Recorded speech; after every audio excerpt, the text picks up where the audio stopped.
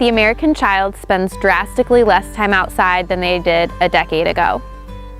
Schools across the country have either reduced or eliminated the amount of time that students spend at recess. While children are spending more time at school and at home staring into a screen.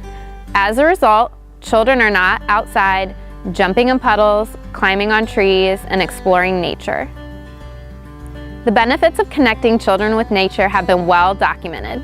Promoting children's connection to nature can lead to reduced stress, improved nutrition, and increased physical activity.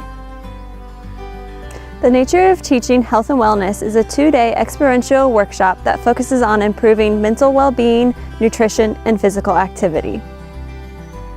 Our program will help your students emotionally connect with nature and engage in more physical activity. During the workshop, you will also have the opportunity to visit a school garden where you can learn how it can link to your classroom lessons. To learn more about our workshops and access our resources, visit us online at the Purdue Extension Nature of Teaching website.